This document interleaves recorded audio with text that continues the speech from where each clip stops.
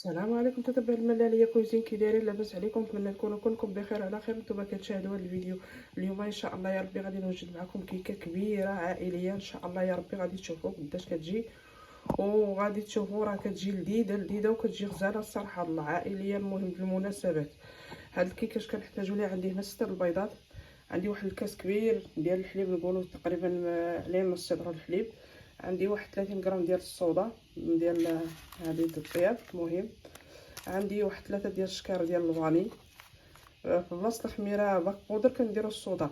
المهم عندي 400 غرام ديال الزبده، عندي واحد كيلو لارو ديال السنيده، عندي كيلو ديال الطحين، عندي واحد 4 البيضات.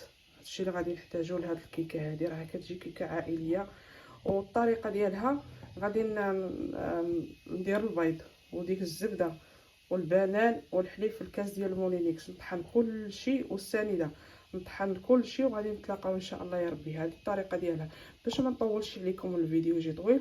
المهم كما قلت لكم الحليب والبيض والزبده والبنان والسنيده وديك السكر فاني غادي نطربهم كاملين ونتلاقاو. كما كتشوفوا من بعد ما كنخلط ديك كنطحن بعدا الاول ديك البنان كما قلت لكم، البنان في الكاس ديال المولينيكس ولا عندكم هذاك الميكسر اللي كتبركوا عليه كطحنوا حتى هذاك ديروه. المهم كنطحن ديك البنان والسنيده والبيض والزبده والفاني وديك الحليب هما الاولين، وعاد ديك الساعات هي كنبقى نزيد في الطحين.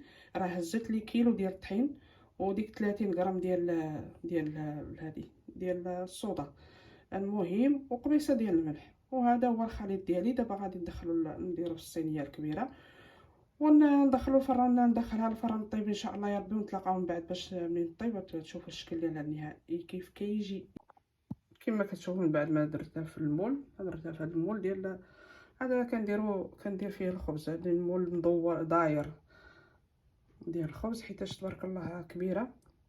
ايوا هذا مكان دابا نتسناوها ندخلوها للطيب ونتسناوها تطيب ونشوف الشكل ديالها ان شاء الله يا ربي مع بعض ان شاء الله.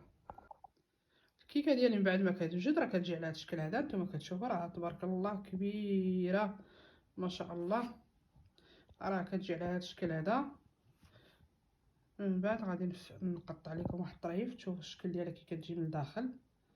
هانتوما كتشوفوا كتجي كيكه شباعيه كما بغينا نقولوا وعاليه وتجي زوينه الصراحه الله.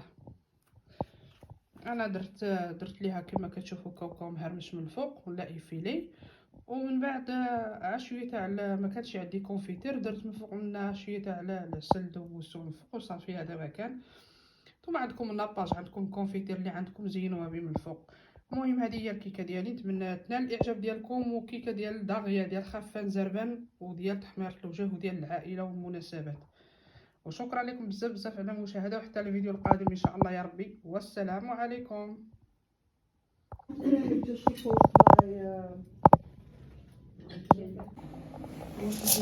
Je hebt kunnen meer instellen hè, bij de balie. Ja, welke Ik weet het niet, ik heb het voor me gedaan, ik heb er geen verstand van.